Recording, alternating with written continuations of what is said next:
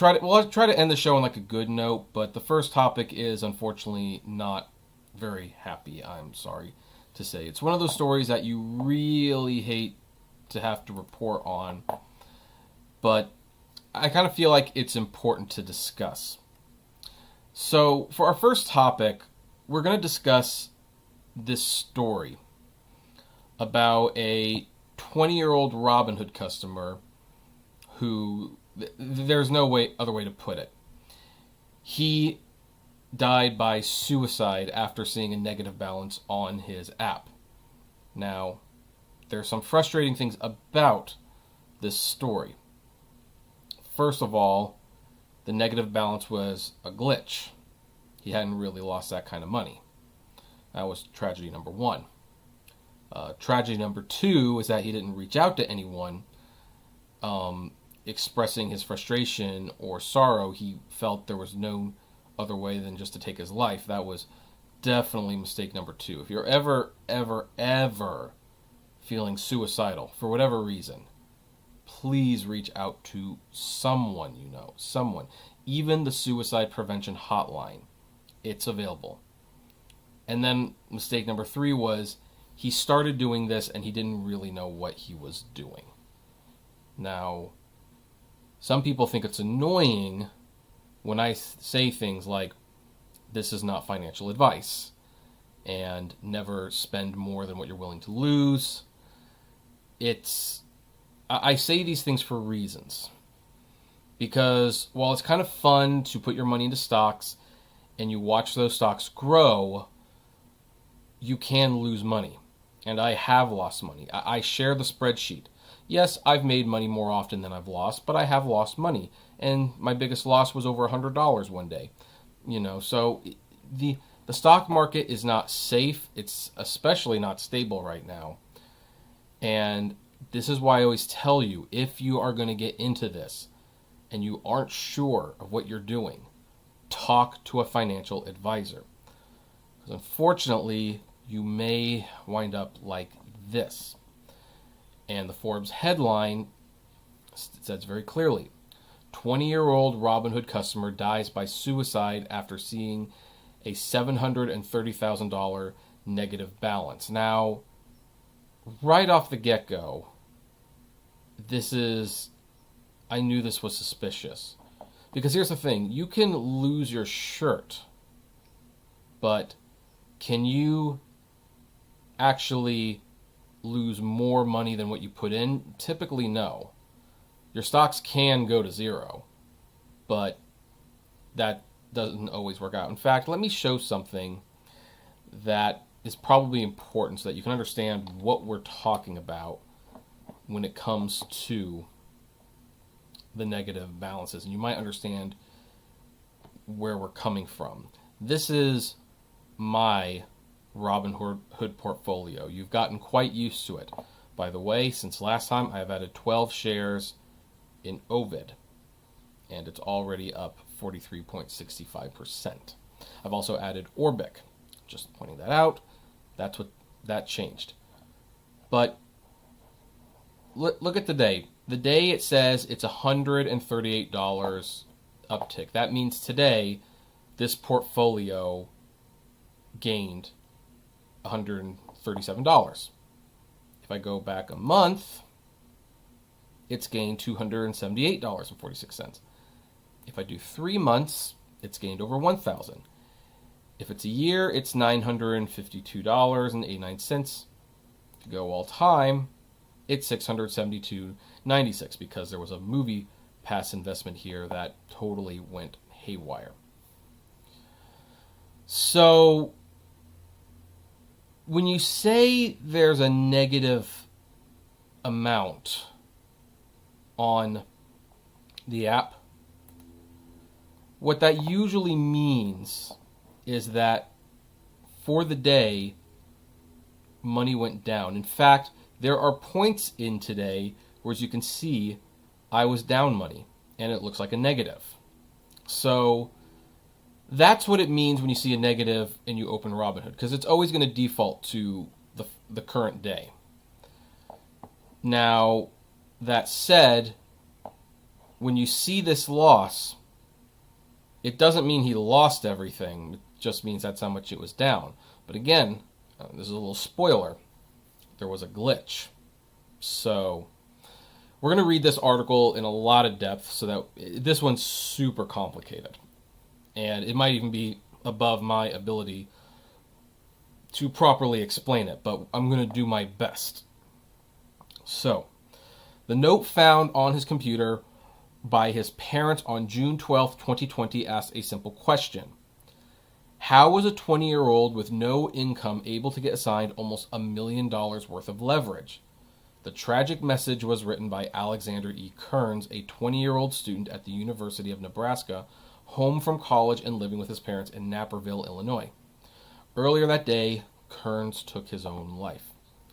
Like so many others, Kearns took up stock investing during the pandemic, signing up with millennial-focused brokerage firm Robinhood, which offers commission-free trading, a fun and easy-to-use mobile app, and even awards new customers free shares of stock. During the first quarter of 2020, Robinhood added a record 3 million new accounts to its platform. As the COVID-19 stock market swung wildly, Kearns had begun experimenting, trading options. His final note, filled with anger towards Robinhood, says that he had no clue what he was doing. And I think this is an important part of the article to stress. A lot of people are getting into Robinhood right now, and here's the thing, it is fun. Look, it's fun. It's like gambling. In many ways, it is gambling, because stock is you buy something and you hope it goes up. But it could just as easily go down. And the big wins, the ones that they make movies out of, are those stocks that you buy at like $2 to $5 a share. You buy a bunch of them, and guess what? They go to $15, $20, $30. The people that become millionaires are the ones who put $1,000 into Amazon stock when it's $25 a share and wake up to find the shares are worth 2,500 shares. This is fun. It's also dangerous. You can lose a lot of money. And here's the other thing. Investing is typically for the long term. People who do this for short-term success typically wind up losing their shirts. So when you make these investments, there's got to be some planning for the future. The fact that he says he had no clue what he was doing, if that's you, if you don't really know what you're doing with this, you need to stop, and you need to get some financial advice from someone who can explain what it is you're doing. I can't do that for you. Continuing. In fact, a screenshot from Kearns' mobile phone reveals that while his account had a negative $730,165 cash balance display in red, it may not have represented uncollateralized indebtedness at all, but rather his temporary balance until the stocks underlying his assigned options actually settled into his account. So this might have been a glitch, and that makes it all the more frustrating. Silicon Valley-based Robinhood is not sharing details of Kearns' account, citing privacy concerns. Quote, all of us at Robinhood are deeply saddened to hear this terrible news, and we reach out to share our condolences with the family over the weekend. It's impossible to know all of the factors contributing to suicide, especially in young people. Still, the tragic demise of Alexander Kearns is a cautionary tale of the serious risks associated with the race to the bottom in the brokerage business. Robinhood, E-Trade, TD, Ameritrade, Charles Schwab, Interactive Brokers, Fidelity, and even Merrill Lynch have all embraced commission-free trading and zero minimum balance in an effort to attract younger customers, many of whom have little understanding of the securities and markets they are dabbling in. So, his cousin, I'm actually going to skip that because that's just his cousin talking about him. So Kearns apparently fell into despair late Thursday night after looking at his Robinhood account, which appeared to have $16,000 in it. But it also showed a cash balance of negative $730,000.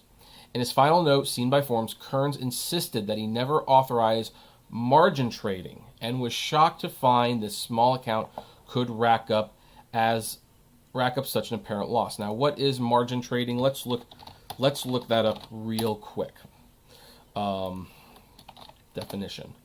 So, margin trading is a method of trading assets using funds provided by a third party. When compared to regular trading accounts, margin accounts allow traders to access greater sums of capital, allowing them to leverage their positions. According to his note, he didn't approve of that. Now, here's the sad thing. Well, I mean, all of this is sad, but this is really sad. When he saw that 730,000 number as a negative, he thought that he had blown up his entire future. His dad said, or his cousin said, I mean, this is a kid that when he was younger was so conscious about savings. Yeah. So here's what might have actually happened. Although Robinhood won't release the details of his account, it's possible that Kearns was trading what's known as a bull-put spread. Put options give buyers the right to sell the stock at the strike price anytime until expiration, while put sellers are on the hook to buy the underlying stock at the strike price if assigned. This happens automatically at expiration if the price of the underlying stock closes that day at a price 1 penny or more below the strike price. In Kearns' note, he says that the puts he bought and the sold, quote, should have canceled out, and this was a very, very big mistake when it comes to Robinhood. Because normally a bull put spread involves selling put options at a higher strike price and buying puts at a lower strike price, both with the same expiration. The trade generates a new credit, which the options trader keeps if the stock prices stay above the higher strike price through expiration. It's generally considered a limited risk strategy because the simultaneous purchase and sale of the put options means the maximum loss on a per share basis is the difference between the strike prices less the amount earned when the puts are sold, initiating the trades. There can be wrinkles, however, when the price of the underlying stock at expiration is between the two spike prices, or in the case of early assignment, which may have occurred in Kearns' account. Now they're going to use like an example. Here's an example of how a bull put spread could produce an unexpectedly large stock position in your portfolio. On June 16th, Amazon, and this is their example, not mine, trades at $2,615 per share. If you're neutral to bullish on Amazon, you could sell put options that expire on June 17th, which I believe is when this article was written, with a $2,015 strike price for $28 per option. To limit your risk, the other leg of the trade is to purchase puts at a lower strike price, $2,610 for a cost of $26. That $2 differential multiplied by 100 generates $200 for every contract you sell. You following me so far? So, do 3 contracts and you generate $600. If Amazon closes on July 17th above the $2,615, you're in the clear and keep all of the proceeds. That's a win for you, as both puts expire worthless. If the stock closes below $2,610, you will encounter your maximum loss of $900. $5, difference between price strikes, minus $2, proceeds up front, minus 3 contracts. When the stock closes between the two strike prices, the put you bought at the lower strike price expires worthless, but the one you sold is in the money and legally binds you to buy the stock at the strike price. In the case of 3 contracts of $2,615 Amazon puts, that would be $784,500 to purchase 300 shares. Over weekend, say, you may see a negative $784,500 debit to buy the stock, but you would not see the stock among your holdings until Monday. Now, isn't that frustrating? Kearns may not have realized that his negative cash balance displaying on his Robinhood home screen was only temporary and would be corrected once the underlying stock was credited to his account. Indeed, it's not uncommon for cash and buying power to display negative after the first half of operations are processed, but before the second options are exercised, even if the portfolio remains positive. His cousin said, tragically, I don't even think he made that big of a mistake. This is an interface issue.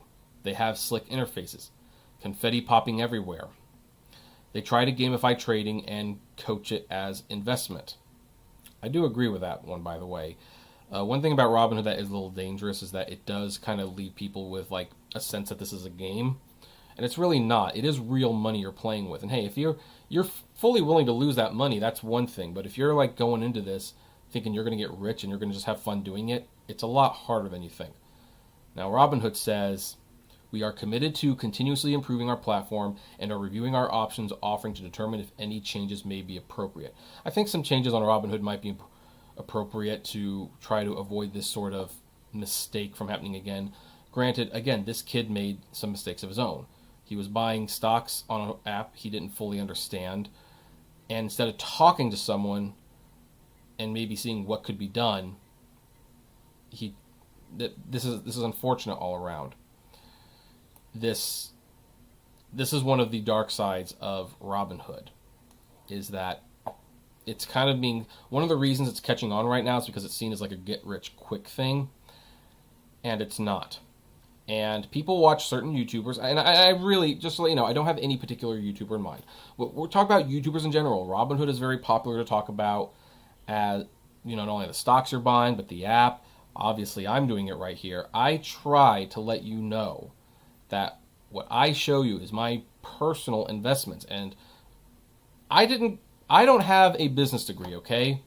I have been buying stocks for a long time, so I have a fairly good idea of what I'm doing, but I'm not a psychic. I don't know what's going to go up and down. There's just a lot of my own personal research and maybe some dumb luck. I hadn't heard about Nikola really before I looked at the stock. It seemed to be going up at a rapid pace.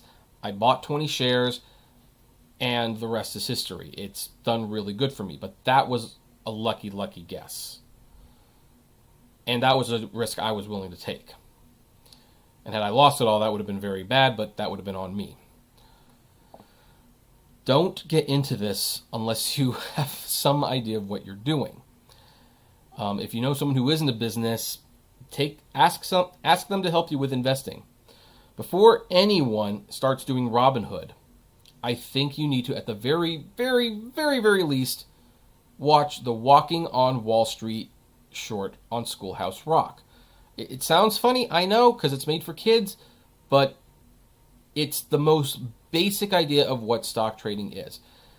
Now, this kid, and they've explained the mistake. Basically, he set up some putts. They didn't work out the way they were supposed to. I don't believe you can on Robinhood go negative, but you can lose what you put into it. You can lose everything you put into it. So please be careful about what you are doing.